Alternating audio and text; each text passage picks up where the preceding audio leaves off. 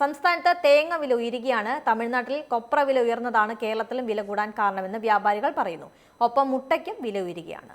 ഒരിടവേളയ്ക്ക് ശേഷം സംസ്ഥാനത്ത് തേങ്ങ വില വീണ്ടും ഉയരുകയാണ്. നിലവിൽ 40 മുതൽ 42 രൂപ വരെയാണ് വിവിധ വിപണികളിൽ കിലോയ്ക്ക് വില വരുന്നത്. തമിഴ്നാട്ടിൽ കൊപ്ര വില ഉയർന്നതോടെയാണ് സംസ്ഥാനത്തും വില കൂടാൻ കാരണമായതെന്ന് വ്യാപാരികൾ പറയുന്നു. കിലോയ്ക്ക് 110 രൂപയിൽ നിന്ന് 139 രൂപയായാണ് കൊപ്ര വില കൂടിയത്. കൊപ്ര വില ഉയരുന്നത് വെളിച്ചെണ്ണ വിലയെയും ബാധിക്കും. തമിഴ്നാട്ടിലെ കർഷകർക്ക് തേങ്ങ വില ഉയരുന്നത് ഗുണകരമാണ്. തമിഴ്നാട്ടിലെ അവിനാശി, പൊള്ളാച്ചി ഭാഗത്തു നിന്നാണ് പാലക്കാട്ടേക്ക് കൂടുതലായി നാളികേരം എത്തുന്നത്.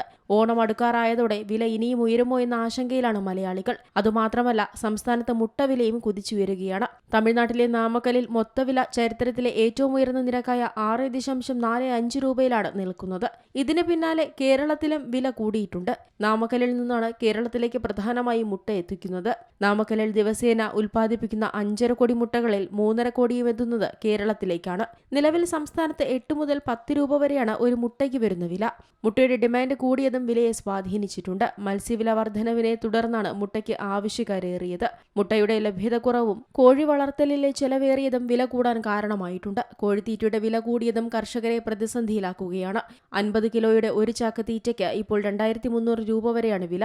അതുപോലെ ഏപ്രിൽ മെയ് മാസങ്ങളിലെ കടുത്ത ചൂട് കാരണം ഫാമുകളിൽ കോഴികൾ കൂട്ടമായി ചത്തതും മുട്ട ഉൽപാദനത്തെ ബാധിച്ചുവെന്ന് കർഷകരും വ്യാപാരികളും പറയുന്നു. ഇത്തരത്തിൽ അവശ്യ സാധനങ്ങളുടെ വില വർധനവ് സാധാരണക്കാരെ ആശങ്കയിലാഴ്ത്തുകയാണ്.